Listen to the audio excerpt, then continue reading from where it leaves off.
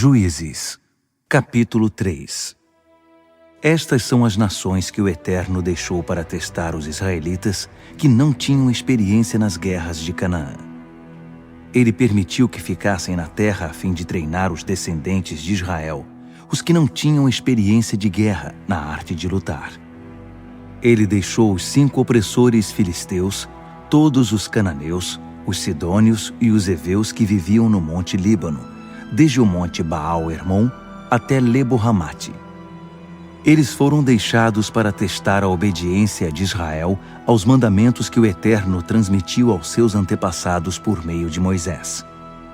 Mas o povo de Israel se sentiu à vontade com os cananeus, os hititas, os amorreus, os ferezeus, os heveus e os jebuseus. Eles tomaram as filhas deles em casamento e deram suas filhas aos filhos desses povos.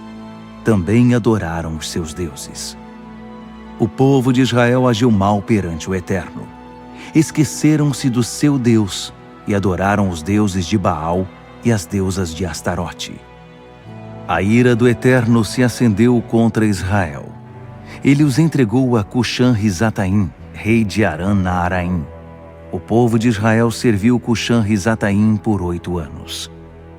Mas Israel clamou ao Eterno, e o Eterno designou um libertador para salvá-los.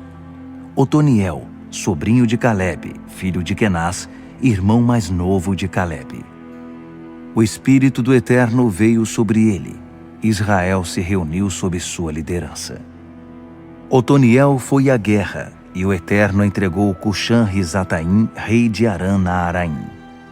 Ele derrotou esse rei. A terra teve paz por 40 anos. Então morreu Otoniel, filho de Quenaz. Logo depois, o povo de Israel voltou a agir mal diante do Eterno. O Eterno instigou Eglon, rei de Moabe, a dominar os israelitas, porque agiram mal diante do Eterno. Eglon convocou os amonitas e os amalequitas, e eles atacaram Israel, conquistando a cidade das palmeiras.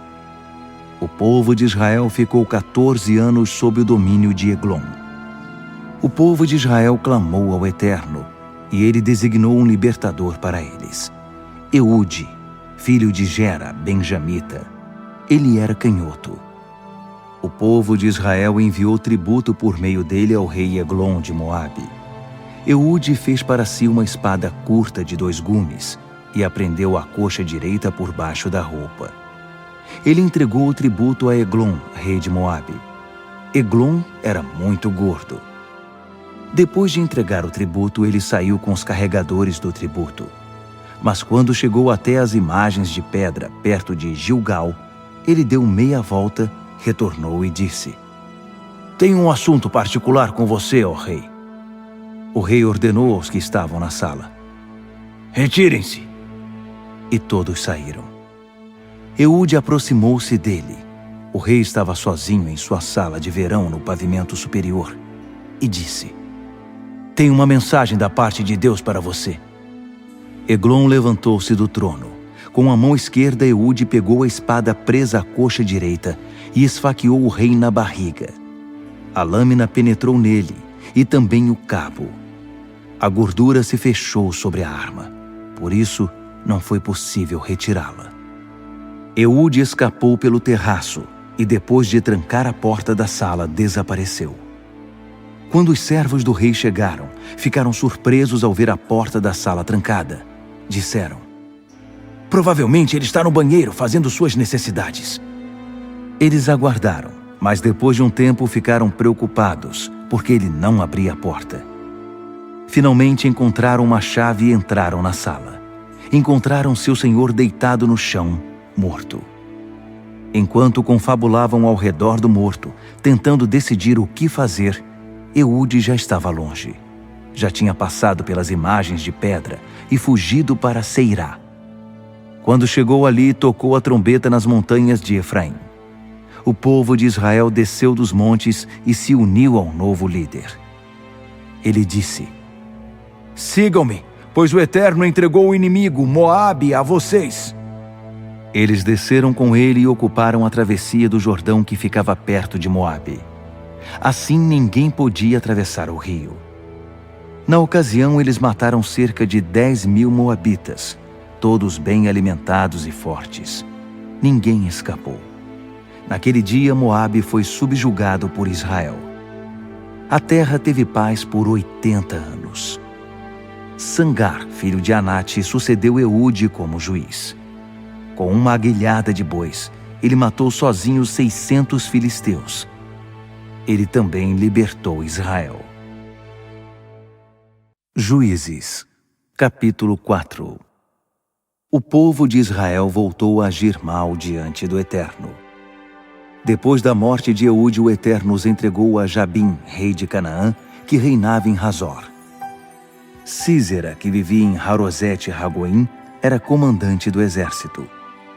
O povo de Israel clamou ao Eterno, pois durante 20 anos Jabim oprimiu cruelmente os israelitas. Ele possuía 900 carros de ferro. Débora, esposa de Lapidote, era profetisa. Na época ela governava Israel e dava expediente debaixo da palmeira de Débora, que ficava entre Ramá e Betel, nas montanhas de Efraim. O povo de Israel a procurava para resolver suas disputas.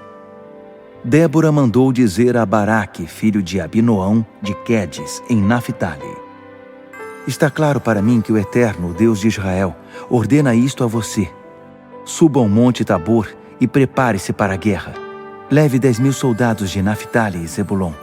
Eu me encarregarei de mandar Sísera, o comandante do exército de Jabim, ao rio Quizon com seus carros e tropas. Garanto que você vencerá a batalha. Baraque respondeu: Se você me acompanhar, eu vou. Mas se não me acompanhar, não vou. Ela disse: Claro que vou acompanhá-lo, mas entenda que com essa atitude, a honra não será sua. O Eterno usará uma mulher para liquidar Sísera. Débora se preparou e partiu com Baraque para Quedes. Baraque convocou Zebulon e Naphtali para irem a Quedes. 10.000 homens os acompanharam. Débora já estava com ele.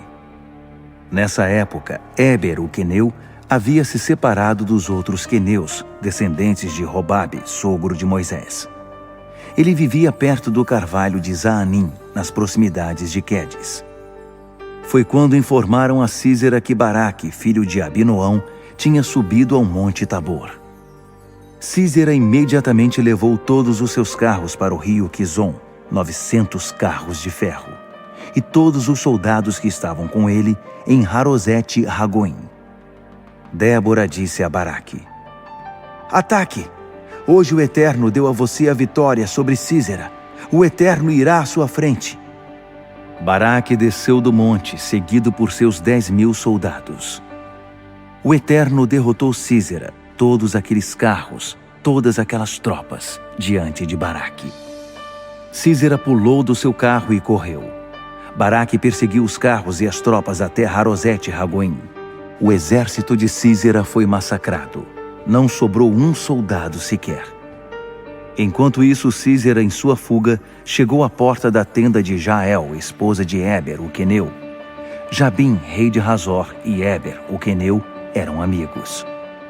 Jael saiu para encontrar-se com Sísera e disse: Entre, senhor, fique comigo, não tenha medo. Então ele entrou na tenda e ela o cobriu com uma coberta. Ele disse: Por favor, dê-me um pouco de água, estou com sede. Ela abriu uma vasilha de leite, deu de beber a ele e depois o cobriu outra vez. Sísera disse à mulher: Fique na entrada da tenda. Se alguém passar por aqui e perguntar se há alguém aqui dentro, responda: Não, ninguém. Ele caiu num sono pesado por causa da exaustão.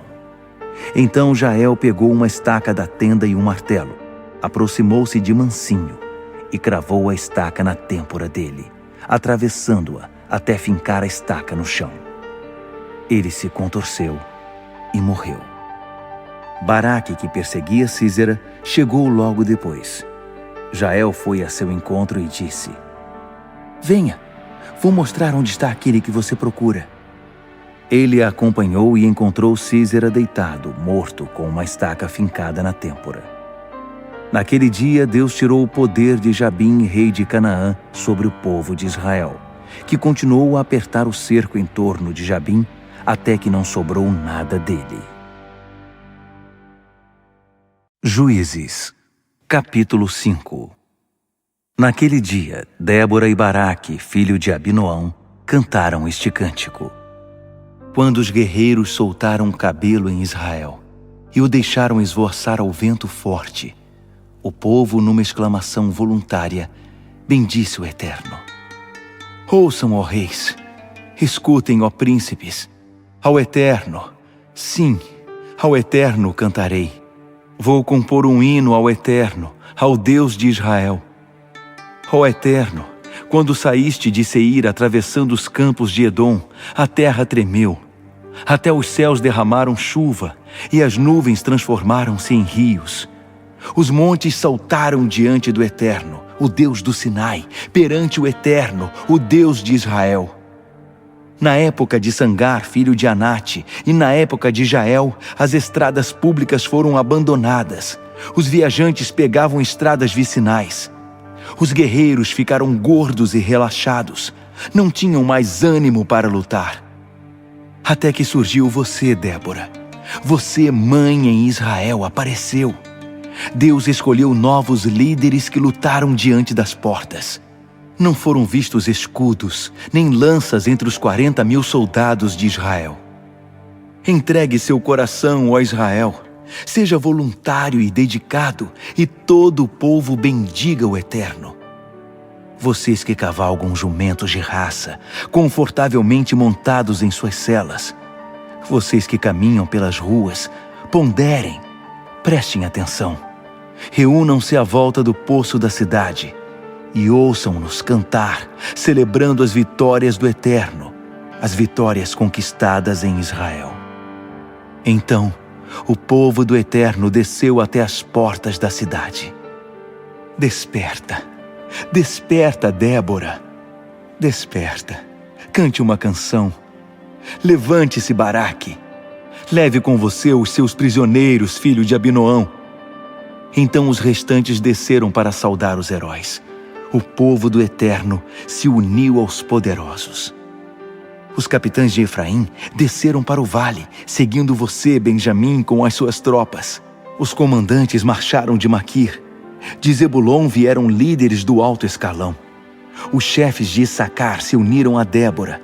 Issacar permaneceu firme com Baraque, cobrindo a retaguarda nos campos de batalha. Mas entre as divisões de Ruben, havia muita crítica. Por que tanta discussão em torno das fogueiras dos pastores? As divisões de Ruben, dispersas e distraídas, não conseguiam se decidir. Gileade não se arriscou a atravessar o Jordão. E Dan, por que partiu com seus navios? Azer manteve distância, preferindo a segurança dos seus portos. Mas Zebulon arriscou a sua vida, desafiou a morte, assim como Naftali nos altos campos de batalha. Os reis vieram e atacaram, e os reis de Canaã lutaram. Lutaram em Taanaque, junto às águas de Megido, mas não levaram prata nem tomaram os despojos. As estrelas do céu se uniram na batalha. De suas órbitas, lutaram contra Sísera. O rio Quizon os arrastou. As torrentes os atacaram. A correnteza do Quizon. Oh, você pisará o pescoço dos poderosos. Os cascos dos cavalos faziam tremer o chão, garanhões galopando em fuga. Amaldiçoem Meroz, diz o anjo do Eterno. Amaldiçoem duplamente seu povo, porque não compareceram quando o Eterno precisou deles. Não se uniram ao Eterno com seus valentes guerreiros. Mas bendita entre todas as mulheres é Jael, mulher de Éber, o queneu, a mais bendita entre as mulheres que cuidam do lar. Ele pediu água, ela trouxe leite. Numa linda tigela ofereceu coalhada. Ela segurou uma estaca da tenda com a mão esquerda e com a mão direita pegou um martelo. Ela cravou Sísera, esmagou sua cabeça, traspassou suas têmporas. Ele se curvou aos pés dela, caiu e ficou estendido. Ele se curvou aos pés dela. Ele caiu, curvado, prostrado, morto. A mãe de Císera aguardava à janela, esperava incomodada e ansiosa. Dizia: o que teria detido seu carro? Por que não se ouve o ruído dos carros? A mais sábia de suas damas respondia calmamente, tentando animá-la. Não seria porque estão ocupados, buscando e repartindo os despojos? Uma moça, talvez duas para cada soldado. Para Císera, uma túnica de seda lustrosa, uma roupa luxuosa, 1 ou 2 cachecóis coloridos para ornar o pescoço do espoliador. Assim, que pereçam todos os inimigos do Eterno, e os seus amados brilhem como o sol. A terra teve paz durante 40 anos.